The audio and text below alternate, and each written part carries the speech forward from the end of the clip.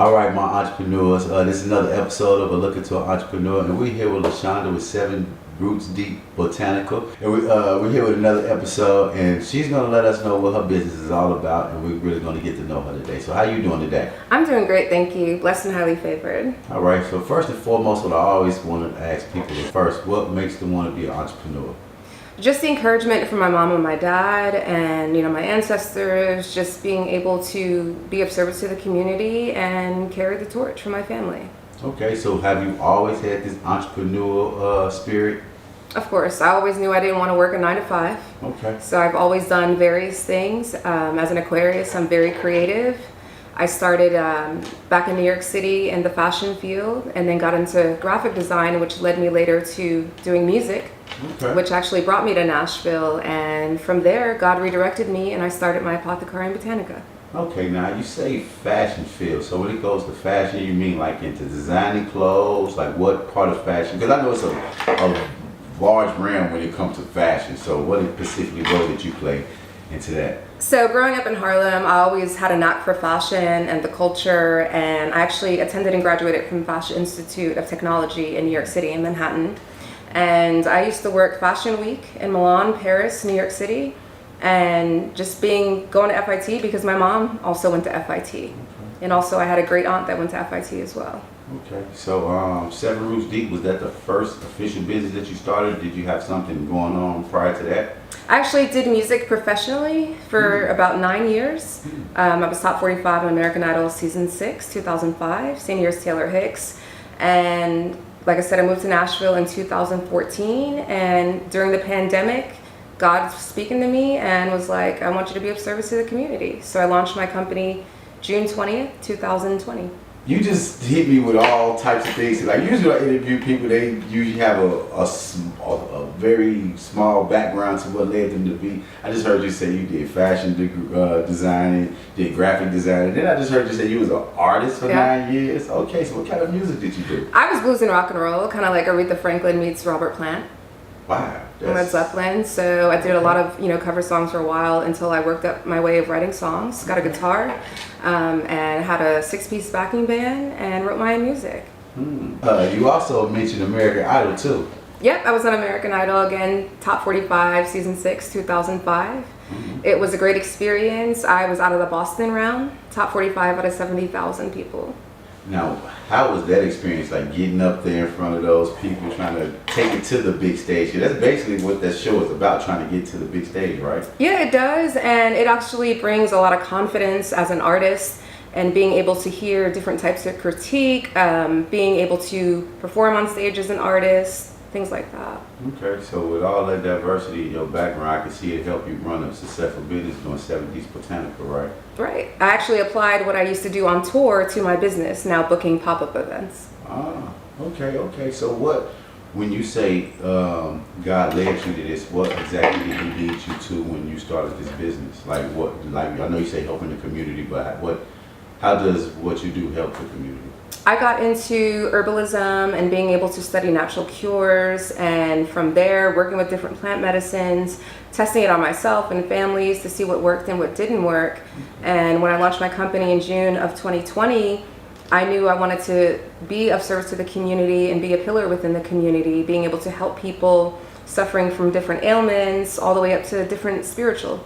Okay, well that's deep right there itself. So, see, you have a few things on the table. So, what do the oils actually help with? So these are intention oils. Specifically, this one is blessing oil. So in spiritual community, there's a lot of different things that happen spiritually, and this is the blessing oil. So this is more like a holy oil. You could use it to anoint your temples. You could also use it different things in your 4 drops in your home, in your car. It just keeps blessings coming your way. That's very interesting.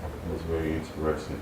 And I see behind that is those bath salts and stuff like that? Actually, yes. So these are ritual baths. These are for 2-time use or 1-time full strength. So you would use it in the presence of having white candles, stepping into the bath. All that does is create the safe space. It also allows you to cleanse the body of anything that you might have picked up, whether walking around or being around different people, kind of cleanse the energy and cleanse the spirit. Okay. So what kind of ingredients is inside of that? She has A lot of ingredients, actually. Okay. So the Divine Blend has a lot of frankincense. Frankincense is used for cleansing, also used to dispel a lot of different negative energies and negative spirits. It also has lemongrass and rose as well. Oh, okay, okay. So all those different ingredients help with certain, I guess, ailments or just whatever you're looking to heal. Like you said, it cleanses the spirits and everything like that. Cleanse the spirit, and different herbs pertain to different situations within the body or the spiritual realm itself. So I try to pair the different herbs that go with the condition of the product that I'm trying to make. Now, the other day I heard somebody mention Palo Santo.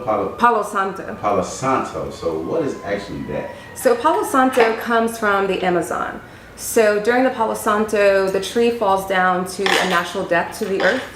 And then for 5 to 7 years, there's all kinds of ceremonies and rituals done around the tree for us to be able to use it for incense. Okay, I was wondering because you see so many things nowadays, and I don't know if people using them for the right reason. They just may have them just because they heard somebody else, speak on it, or they may saw it on TV or something like sage. You hear a lot of people say the sage cleansing. Right. My mom used to do that when I was young. I just thought she was trying to make the house smell good. I never actually knew what it was. So what is the benefits of sage? So sage is spirit to Native American culture. So sage is used, again, for cleansing, dispelling energies. It's good for helping with healing. You can actually bless somebody with sage and cleanse their spirit immediately. Same thing with Palo Santo. Palo Santo is more of a sweeter type of wood, sweeter type of smell, and it has the ability to cleanse the energy immediately. Okay. And I was looking, where you got your candle burning now. There's different type of rocks. Are those rocks used for different type of energies? It's positive influence. So we have about 1 million crystals inside our body. That's why we're able to connect to the magnetic pull of the earth by walking barefoot. So with crystals, different crystals heal different parts of the body. You can actually place crystals on the body or that part of the body that's having an issue, and it regenerates the area and being able to release different types of pain. For example, rose quartz is used for the heart chakra, represents the heart chakra. So you can use it in times of grief, any times of sadness, anytime if you have a loss in the family, to be able to help with that grief. You can also use it to prevent heart attacks by having it on you. So you can keep crystals on you, on your person, in your bag, things of that nature, and you can always cleanse it in the moonlight. That's very interesting. And also amethyst is good for psychic abilities. It's a psychic stone, also good for visions, meditation. Quartz crystal is good for clarity.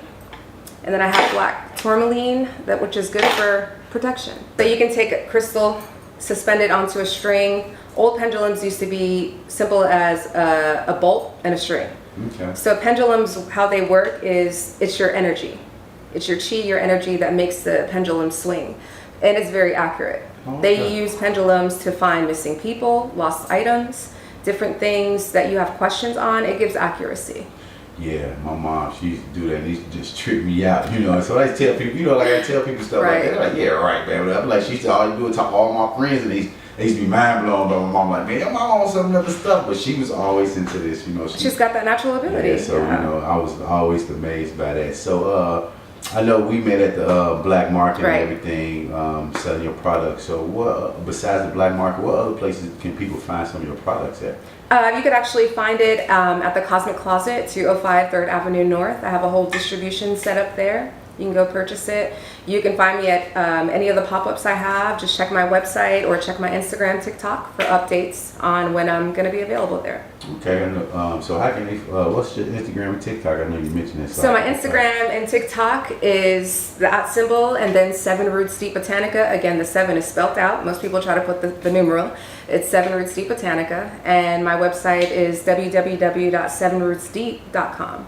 Okay. So besides the botanical part and all that, I was also interested. I see you was telling me before you also do tarot readings and things like that. I do tarot readings as well. Different 30-minute, 60-minute readings. I read a lot with tarot, oracle cards as well as playing cards.